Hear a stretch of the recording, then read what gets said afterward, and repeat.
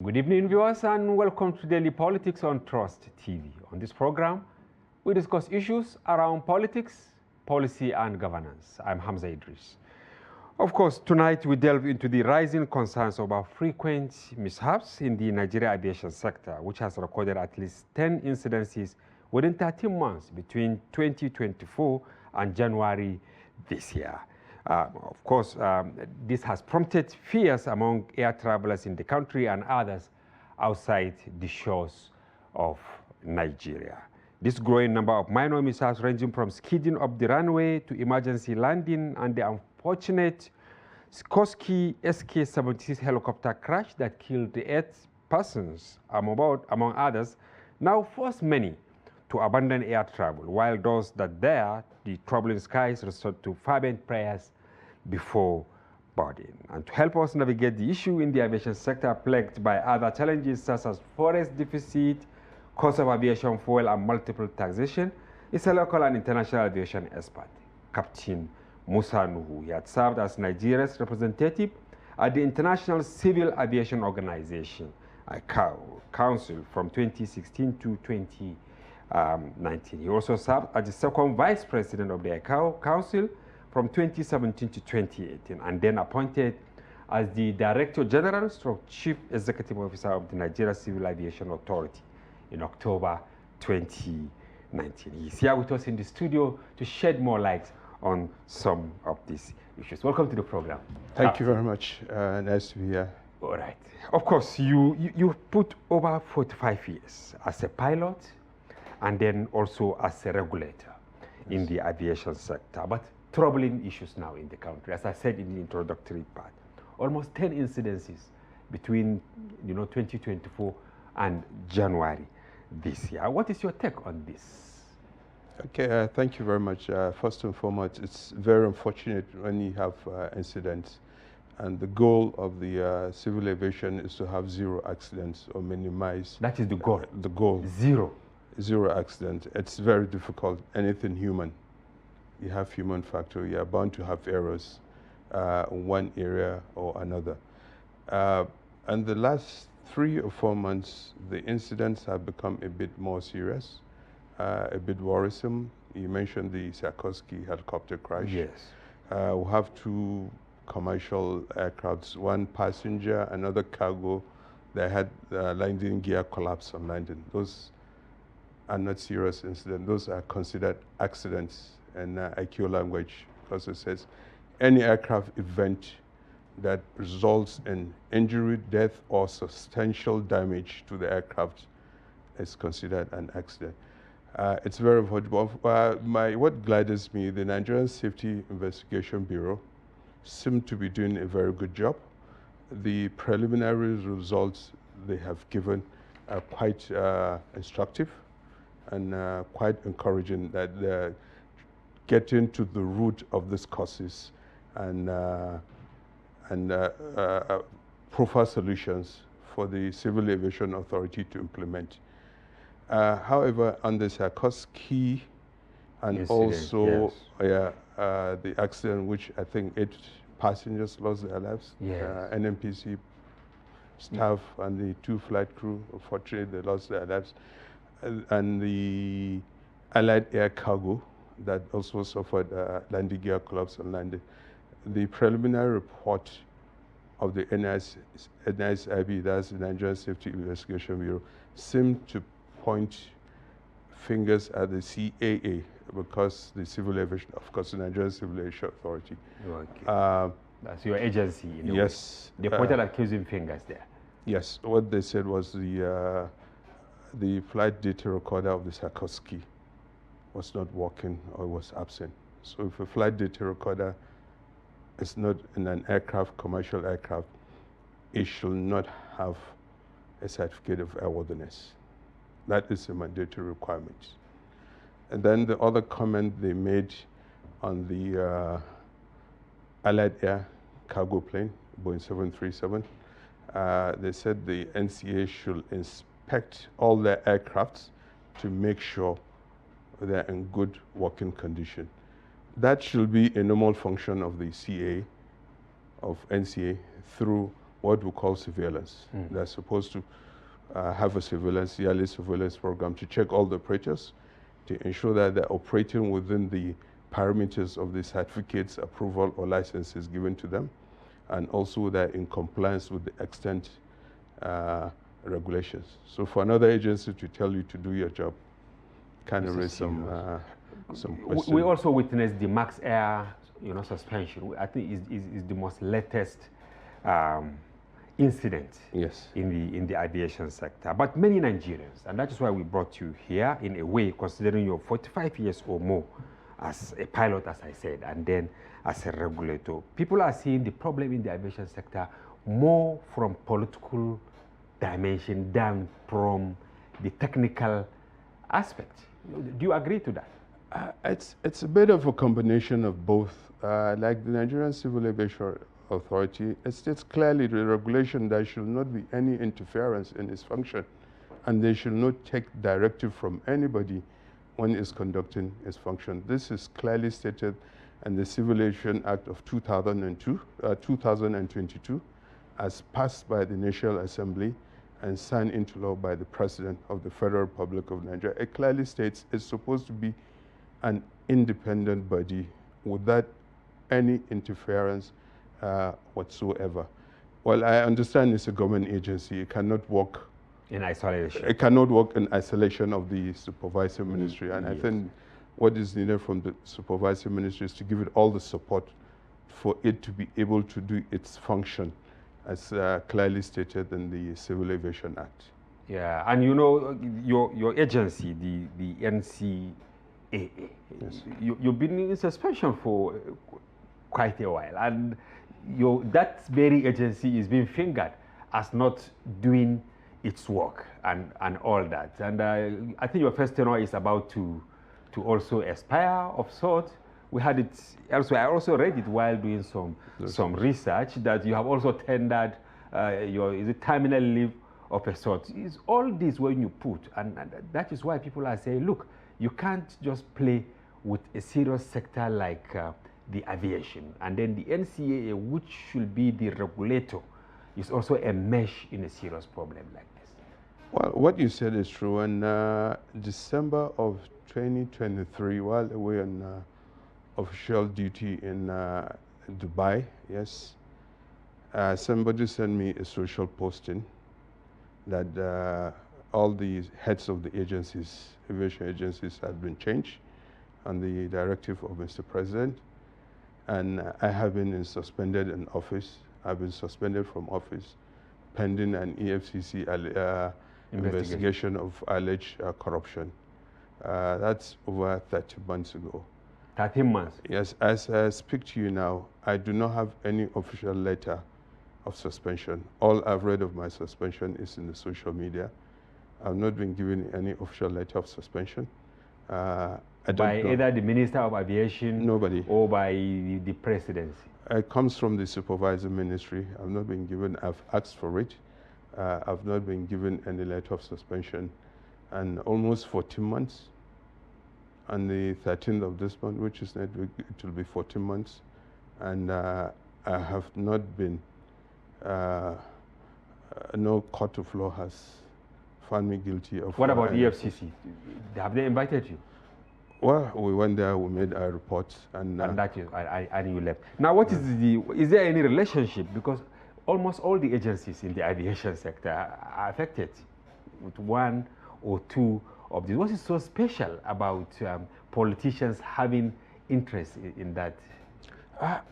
I'm not a politician. I can't really say that, but aviation is a high visibility industry. It's something that will get you in the news all the time. So I guess I would like to think that is, but one of the things that happens, the CAA is the regulator. Yes. And we have other agencies like the Federal Airports Authority of Nigeria, the Nigerian Airspace Management Authority, you have the Nigerian College of Aviation Technology in Cat in Zaria, you have the Nigerian Meteorological Agency.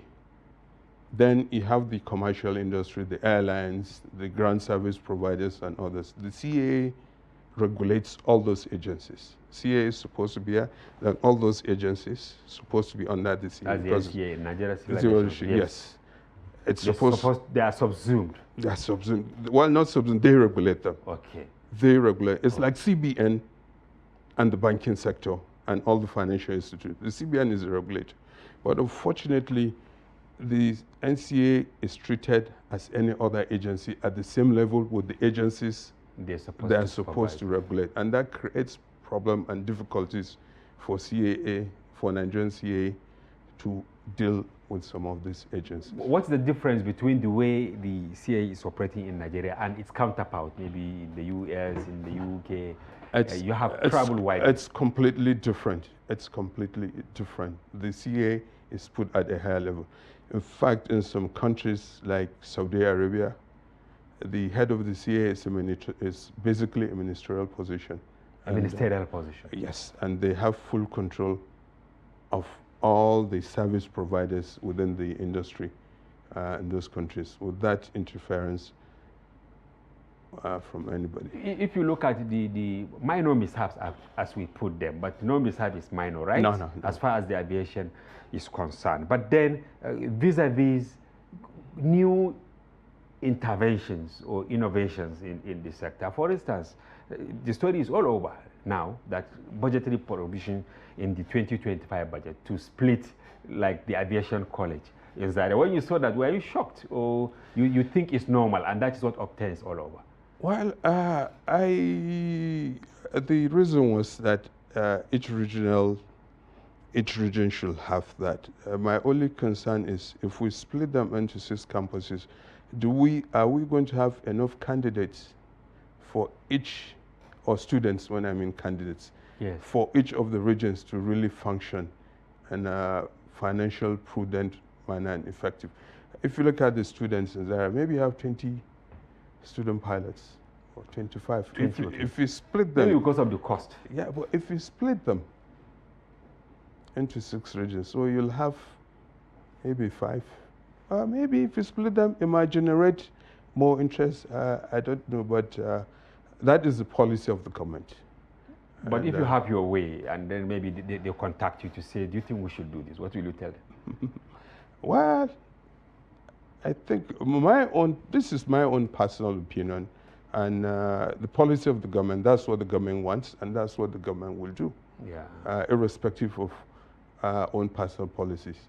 My own will have been, the resources we'll use to build 5 other, who can use that to consolidate the area and really whatever deficiency we have on Zaria and make it strong, make it improve the facilities there, make it much better. We tend to have serious attrition in having owners of commercial airlines in Nigeria. Yes. Maybe you share some of your experience 45 years down the line. Are they more durable during those days when you were actively piloting? And then why are the ones that we have these days, some just 2-3 days you see them disappearing? Well, it's a very difficult environment for airlines to survive in Nigeria. Right now, I think we have 11, 12 commercial airlines. If you look at the passenger figure of 15 million, and one airline, the biggest airline, will probably carry 30-40% of that passengers. Are there enough passengers for the airlines to actually thrive, to actually become truly profitable and truly efficient? It's a very difficult thing when you do not have the customers and you have too many service providers in that area. And in addition to that, the airlines really are in a very, very difficult situation in Nigeria, vis-a-vis the fact that the dollar rate has gone up. Most of their costs are in dollars: aircraft parts, acquisition of the aircraft parts, aircraft maintenance, and training of pilots, and so many other expenses are in dollars. So the airlines can only increase the fare to a certain level to try and recoup their dollar expense, after which the passenger figure will actually started dropping. I was in Kano, I was coming back, I checked one of the airlines. One way from Kano to Abuja, I saw 180,000 naira. One way? One way. 180,000. So if your salary is 1 million naira a month, you're taking about 18% of your salary to buy a one-way ticket. And maybe you would like to visit your family twice. So if you are to and fro, that's 360,000 naira. That is 36% of your salary. So how many people can afford that in Nigeria? How many people have the purchasing power? Is it cutting corners by the airliners that is precipitating the crisis we are having in the sector? Well, during my time in office, we started what you call the financial and economic audits of the airlines. Mm-hmm. We did that and we found out the airlines that were not financially strong were more likely to have problems. Okay. Were more likely to have safety problems. Because now, if you are not financially strong, you do not necessarily have the resources to comply with the resources and to ensure everything is okay. And these are businesses that are out there to make profit. So it's a very difficult situation. Is it that some of the laws that establish agencies you headed and others, and then the general architecture of the aviation industry that is responsible for the poor performance of the aviation industry? When you go to Addis, for instance, you see aircraft like that. If you go to Qatar, you cannot just count them. If you go to Saudi Arabia, US, all these places, even Indonesia. I was there at the time. When I saw the Garuda, or what do they call it? Yeah, Garuda. So many aircraft there. And some of these countries are not as rich as Nigeria. Where is the fundamental problem as an expert in this area, and what do you think must be done to address it? Well, the problem, there are so many problems that we face in Nigeria. I mentioned some of the agencies, and there is no collective planning. Okay. Each agency does its own thing. There's no control, so there is no coordination. And these things, at the end of the day, impact the service providers. And these other countries that I mentioned, Ethiopia. Yes. Ethiopia strives and lives on Ethiopian Airlines. It's a major generator of their GDP. Like our NNPC of sorts. Exactly. It's a major generator of their GDP. So the government ensures only professionals, qualified and competent professionals, are appointed to run the airlines, and qualified and competent people are appointed to run the agencies, including the CA. And the government does not interfere. And the government gives Ethiopian Airlines all sort of support. So if you look at Ethiopian Airlines, I don't know if there are any other minor airlines in Ethiopia, but Ethiopian Airlines is a major airline in Ethiopia. In Nigeria, we have like 11 service providers. Yes. How many passengers are they going to carry? It's very difficult terrain But I saw even during my visit to Indonesia, I even saw students, secondary school students, where we travel widely, they were body, paying, buying, maybe their parents buying tickets for them. They have a lot of islands and all that. They access many of them via airline. I mean, why is it difficult to make it cheaper in Nigeria? The airline as a business, and no business can survive in isolation of the microeconomic environment of the country. And the reality in Nigeria, because of the scarcity of the dollar and the exchange rate of the dollar, and a significant part of their airline expenses are in dollar, jet aviation has gone about 4 or 5 times the price in over a 12-month period. So all this add to the high cost of operations, and the inefficiency of the system too contributes. So it's so many things contribute. Then if you look at the average salary of the Nigerian, and you looked at the cost of the air tickets, it's just very difficult. It doesn't add up. But maybe somebody watching us will say, oh, Captain Musa Nuhu has been in this sector almost 45 years. Yes. Now we are talking about the problem in the sector. Will he isolate himself from the problem? I cannot isolate myself. But then can you share with us maybe briefly, within these 45